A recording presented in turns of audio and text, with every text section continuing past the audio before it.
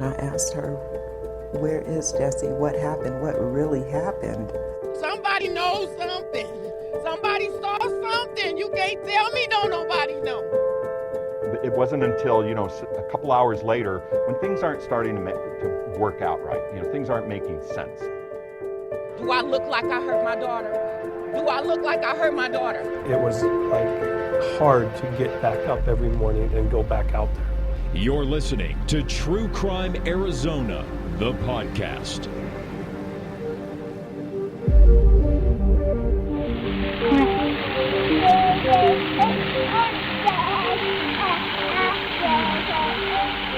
She loved the color purple.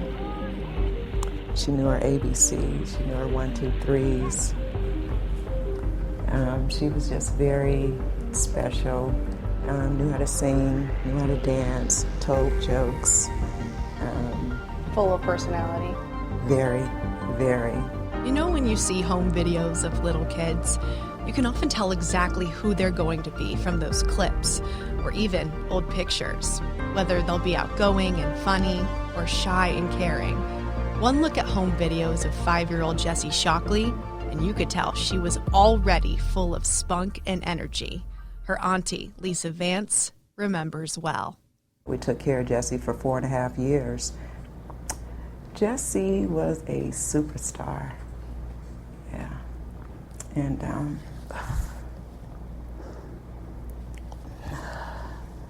she was destined to be a superstar, but she was our superstar. So when little Jhessye went missing from her Glendale, Arizona home in October of 2011, it stunned everyone. Her family, her neighbors, her classmates, even authorities. Hello. I need an officer at my house. I can't find my daughter. Jhessye's mom, Jhessye Hunter, said her daughter had walked outside while Jhessye was running errands and was put into a car by a stranger. Somebody knows something. Somebody saw something. You can't tell me don't nobody know. Lisa says that act may have fooled some people for a while, but it didn't fool her. Jhessye didn't just deceive her family and her children or herself. She deceived the community. And I asked her, where is Jhessye? What happened? What really happened? And she was being nonchalant and deceiving as usual. And at that moment, I could see through her, and I knew what she had told the public and what she called and told the police, that was a lie. That was not true. For many years, Lisa Vance had been close to her cousin, Jhessye Hunter. I assumed that I knew her very well. We grew up together. We were close, very close. She lived in California. Every time she came here to visit, she lived with me, her and her other kids, before Jhessye was even born. She admits Jhessye did have an odd side to her, but they just accepted her flaws, like families do. She was, for the most part, a happy-go-lucky person, but yeah, a little bipolar, but other than that, she was fine. Jhessye was living in Vallejo, California. She ended up with several different men while there and had many children, almost all girls, only one boy. She married a sex offender. So she met this man on a bus and brought this man to her house around her children. Lisa didn't approve of this man, but Jhessye was a grown woman and could make her own decisions. The problem was, Lisa didn't realize how out of hand that would get. Acts of violence against her own kids. How extensive was the child abuse that you know of prior to Jhessye being born? In the beginning, I didn't know how extensive it was. I really didn't know in the beginning, I didn't even really know it was child abuse. I believe Jhessye told me it was something different, and then, of course, as time went on, of course, I found out what it was really about. What kind of abuse was happening in California? No, that I don't know because I wasn't there. But from my understanding, I understand that she was allowing her husband to have sex with one of her children, with one of her older children. The kids had been openly talking about what was being done to them to other family members. Jhessye knew she needed to turn herself into authorities. To make matters worse, she was already pregnant again with another girl. That baby would be Jhessye Shockley.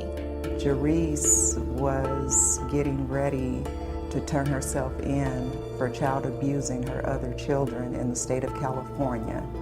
And she came here and she asked me, would I watch her, me and my family, would we take care of Jhessye? She was already 7 months pregnant with Jhessye.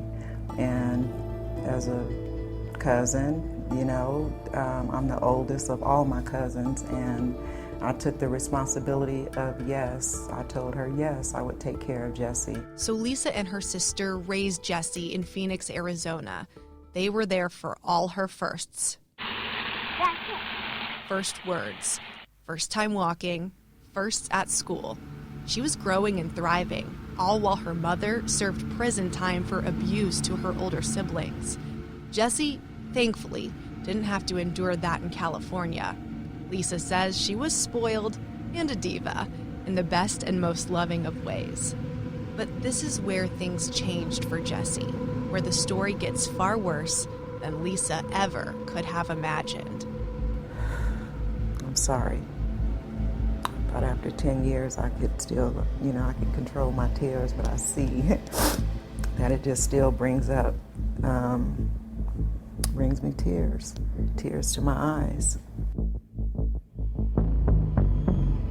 Jhessye Hunter got out of prison after 4.5 years in California and moved to Arizona. She went to a shelter, and while she was in the shelter, she contacted me, and she wanted me to give her Jhessye.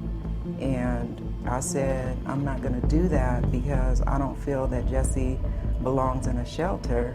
She has not been living in a shelter for the last 4.5 years, and I believe that would totally shock her. Jhessye didn't like that, and so yes, we had words.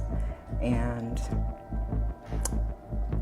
after that, we kind of stopped speaking, we stopped talking.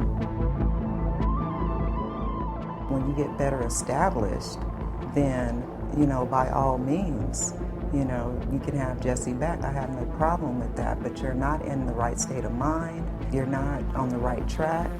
You're not established right now. It wouldn't have been a safe situation At for all. Jhessye or At a place all. for her to thrive. At all.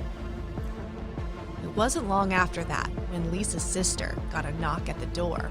My sister called and she told me that the police was outside of her house and that the police said if you did not give Jhessye to her, that they were gonna bust her door down, basically. Either we could give Jhessye back to Jhessye, or the police was gonna place Jhessye in a foster home. And so at that point, I just felt that we didn't want her in a foster home. So we ended up giving her back to Jhessye. Jhessye moved to an apartment in Glendale with Jhessye and some of her other siblings. Lisa didn't get to see Jhessye much after that, except on a few occasions, like Easter of 2011. That's when she got a sense things weren't really all right at Jhessye's home. We planned an Easter egg hunt for all the kids at the park, and Jhessye came, and all the other kids, our sisters, everybody came. And as soon as Jhessye had a quiet moment with my sister, she told my sister, she says, Annie, you have to get me. Please take me home with you. And we knew at that point that something was not right, because the shine in her eyes was gone. So she and her family tried to check up on the kids as much as they could. Jhessye covered up very well, when my auntie was over there. We tried everything that we could possibly think of to make sure that the kids were okay. Then the call came. October 11th, 2011. A family member let Lisa know Jhessye had been reported missing by her mom, and the entire neighborhood was searching for her. It was unbelievable. It was not real. Had either of you heard of Jhessye Shockley prior to when she was reported missing? No. No. As soon as Jhessye was reported missing, Glendale police launched a huge search, and the community jumped in to help. Retired Glendale PD Detective Roger Geisler was extremely involved, and Glendale PD Lieutenant Dave Medea would play a key part a little later in the investigation. Detective Geisler wasted no time trying to piece Jessie's disappearance together. And you really don't get the idea of where it's going to go. You know, you're just looking through the complex, looking for this child in the other apartments, knocking on doors. But it wasn't until, you know, a couple hours later, when things aren't starting to work out right. You know, things aren't making sense. Mom's telling a story of what occurred and how her child disappeared, but yet we're not getting tears out of Mom. We should note at this time, Jhessye Hunter was pregnant again with baby number 7, Lisa believes. She wasn't really cooperating with police, but she wasn't necessarily staying quiet either. God bless y'all. I love y'all. You hear me? You too. Fine, Jess. Bye, babies. Bye. To all my enemies, I love you anyway. Everybody acts differently when their child's missing. We understand that. We take that into consideration. But there's just some things that you listen to, even as a human being, and think, this isn't right. Now, just by a quick background search, wouldn't you guys have seen that Jhessye had served time for child abuse in California? Well, and we had that information. We did have that information. And again, all these little things, when you're investigating, they kind of lead you in a direction, you know. And you know, it's not everybody who commits a crime, goes to prison, comes out and is continued to be bad. You know what I mean? But when you have a missing child, you're not shedding any tears. You're not emotional about it. And yet, this is something that's happened before. Yeah, and you've been in prison for child abuse. I mean, that to me would set off a very quick red flag. Oh, sure. And it did for us.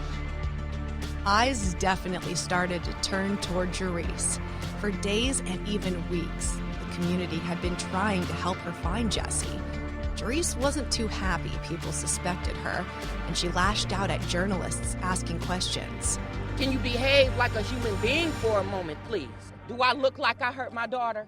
Do I look like I hurt my daughter? While her criminal past stood out to detectives, it was the story she told police about somebody coming to her apartment and taking Jhessye that stood out as very off to Lisa Vance. I knew that to be a lie, not true. We raised her way better than that. When someone would knock at the door, when someone would ring a doorbell, she was smart enough to come tell an adult that someone was at the door.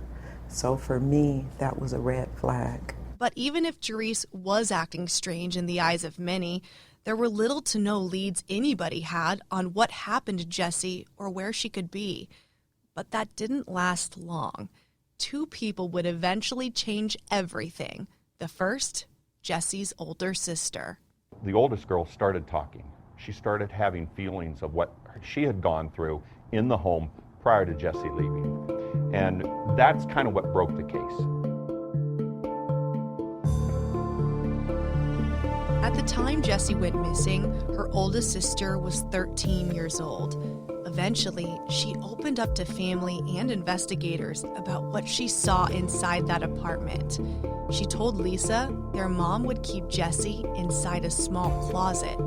Her mom didn't allow them to talk to her, and when her mom would leave them in the house alone, she would go in the closet and she would sneak and give baby Jhessye food and give her something to drink.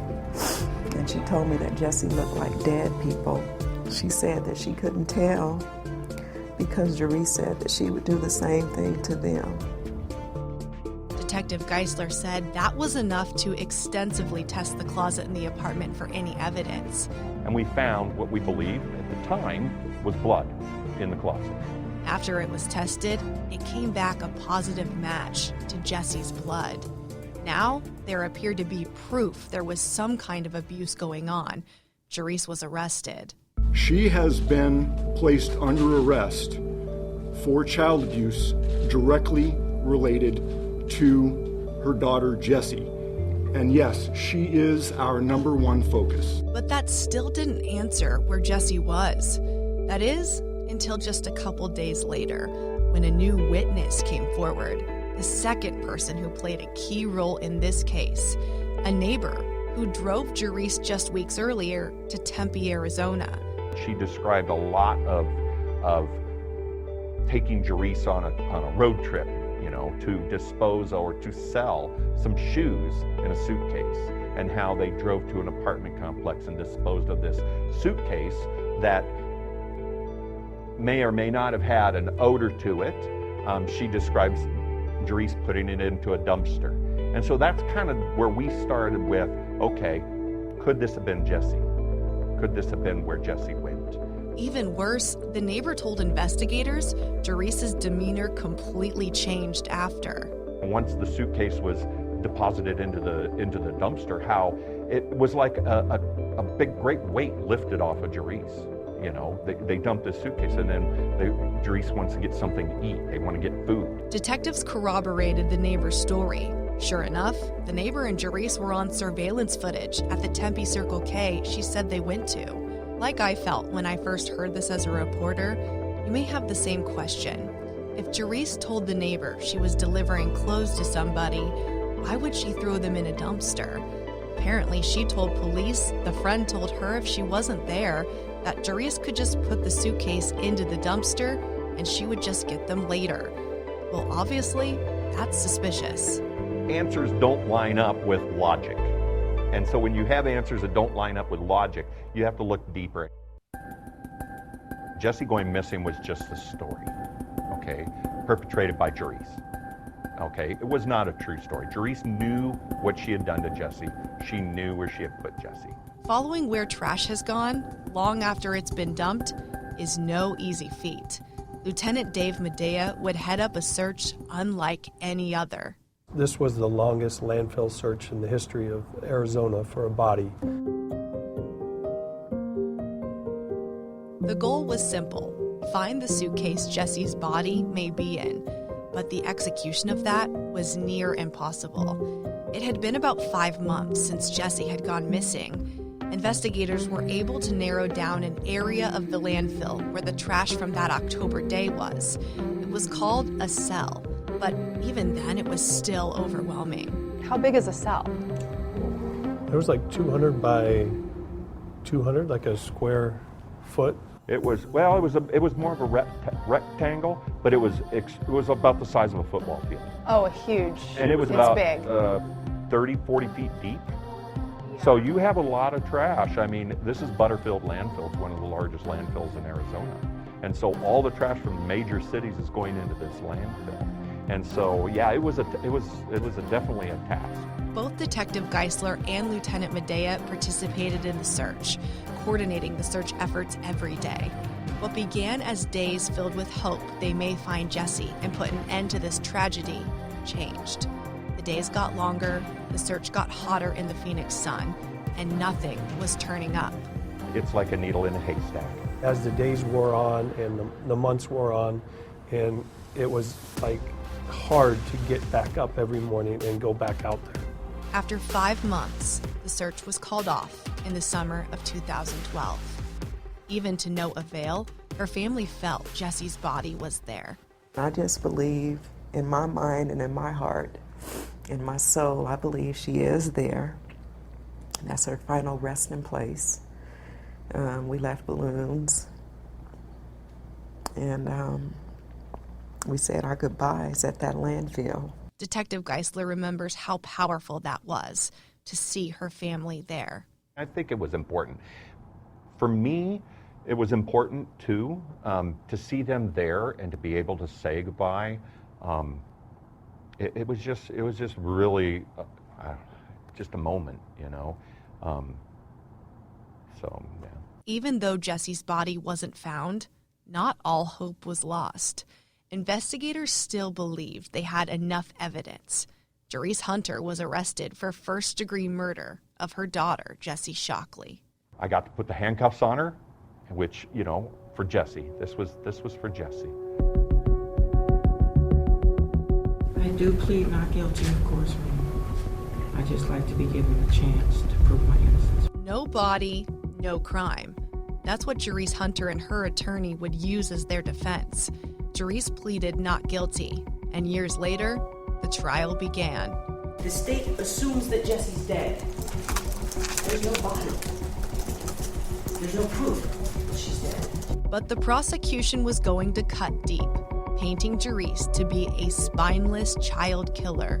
Next Wednesday is April 1st, Jhessye Shockley's 9th birthday. But Jhessye won't be celebrating this birthday. Jhessye doesn't have birthdays anymore because she died at the age of 5 at the hands of her mother, the defendant, Jhessye Hunter. When she threw Jhessye away, she successfully got rid of the best evidence of her crime, Jessye's battered little body. For that, she should not be rewarded.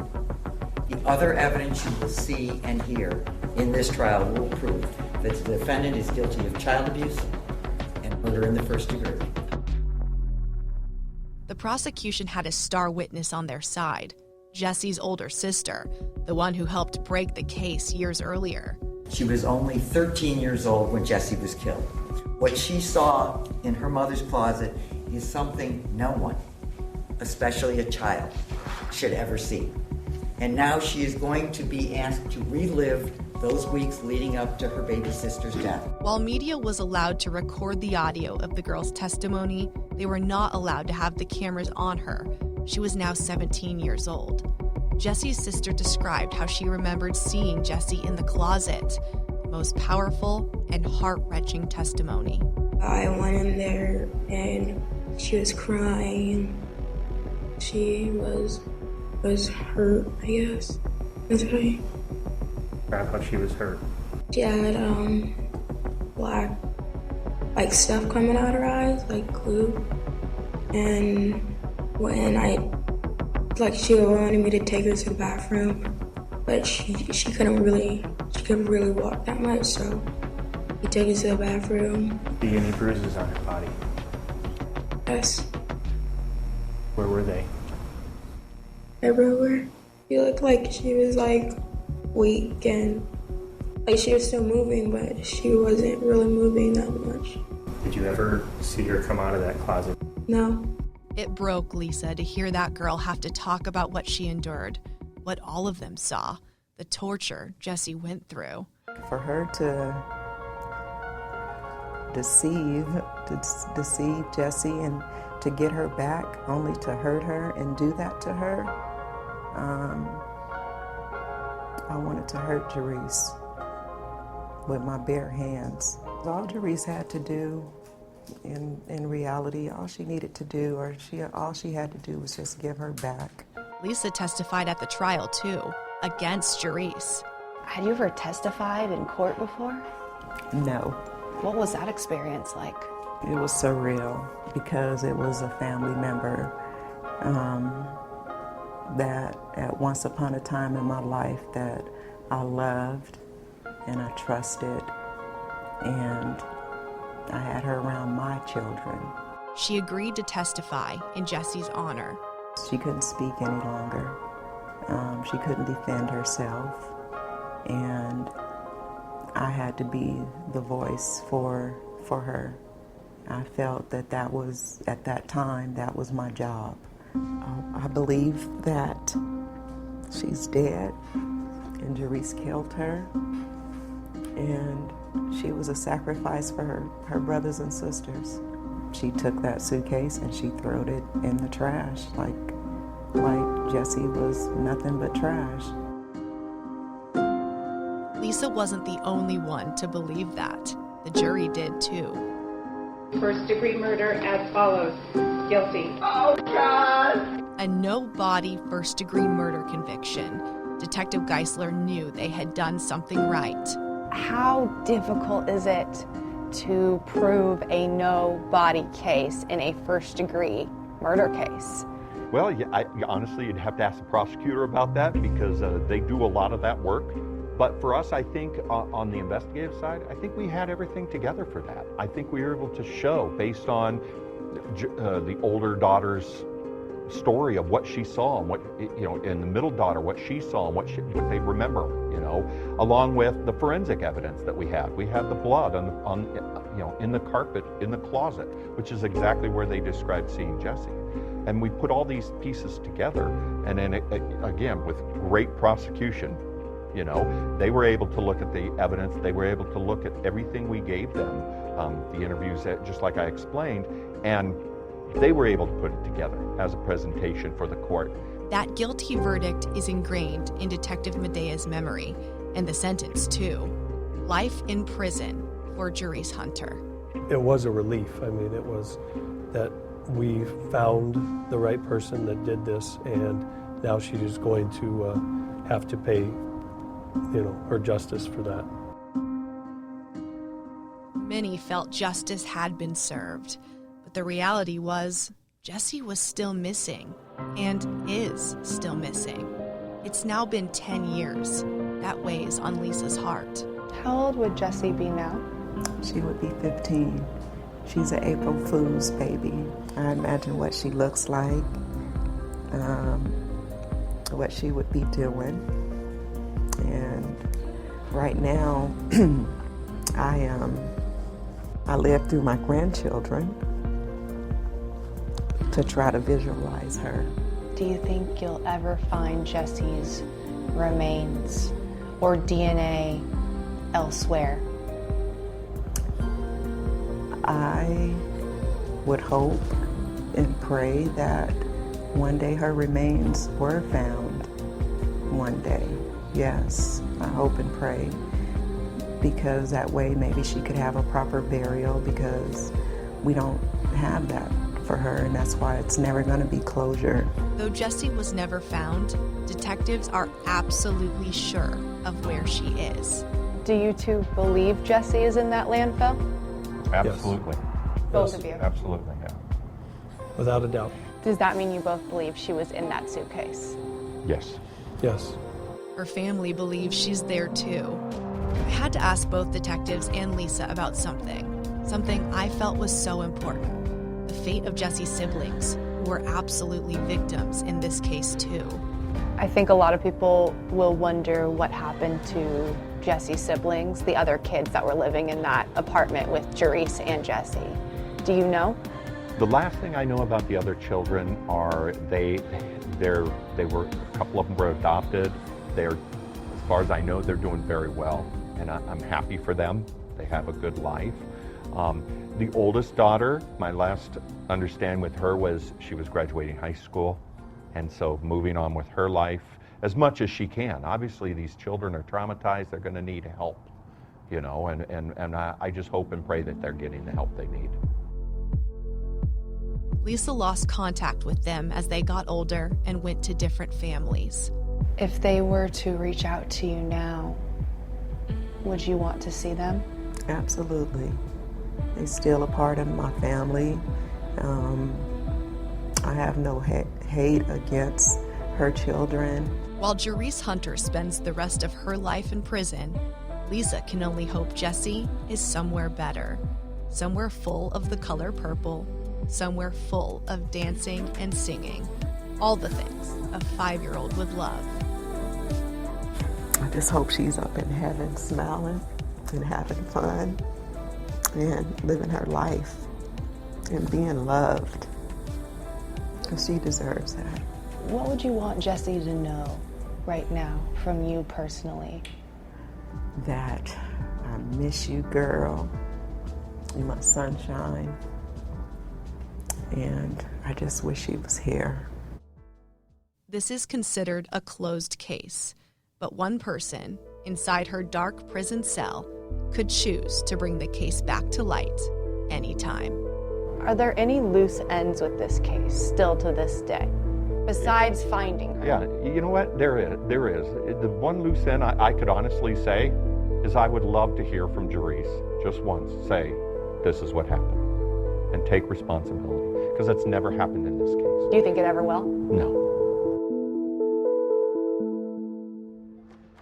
True Crime Arizona, the podcast, is hosted by me, Brianna Whitney, produced by Sergio Hernandez, edited by Mike Williams. It's a production of Arizona's Family, 3TV, CBS 5, and azfamily.com in Phoenix, Arizona. To watch the video version on your smart TV, download the free AZ Family streaming news app.